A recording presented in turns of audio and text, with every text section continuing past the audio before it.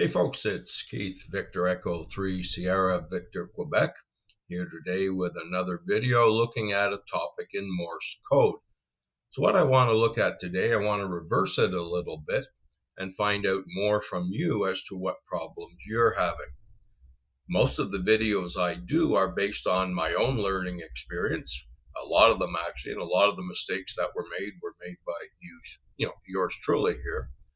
And they're also come from emails I get, comments I get under videos, and so on. And I get all sorts of ideas for videos. So this time I thought I would reverse the process and ask you, the viewer, what are your problems learning Morse code? What is the one or two key items that stand out for you that make learning Morse code difficult? We all have reasons. We all have issues that we deal with. And one of the reasons for doing this video is to let other people know that if you've commented down below that you have such and such an issue, it lets other people know they're not alone.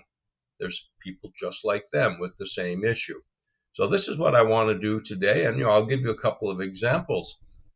What's stopping you from learning Morse code? Is it consistency?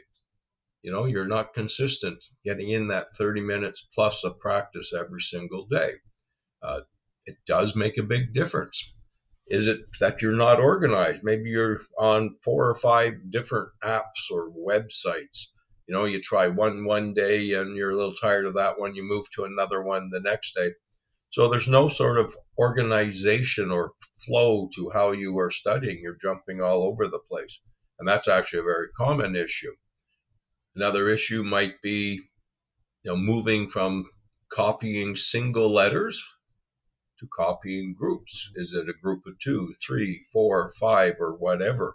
Or copying words? Is that where you run into trouble when you switch from the individual letters or numbers into groups, like maybe call signs and so on? Is one of your problems copying letters and numbers and so on?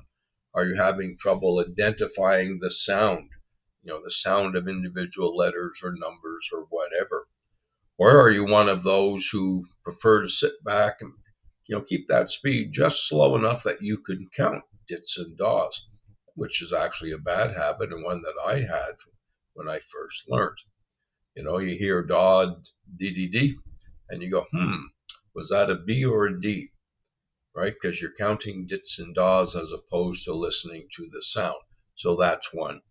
Is it the character speed that throws you? Is the character speed too slow, too fast? Different people react different way to different speeds. I personally prefer faster character speeds, but is the issue, maybe it's a real issue and a big issue for some, that fear of getting on the air, the fear of making a mistake or maybe looking foolish? That's what's stopping you from proceeding?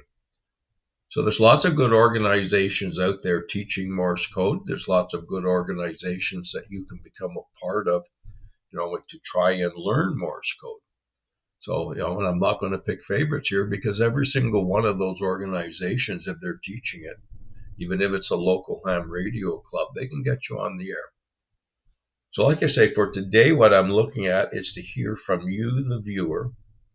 What are your issues, your biggest issues, your top 1, top 2 issues in trying to learn Morse code? It doesn't matter age or anything. What's your issue?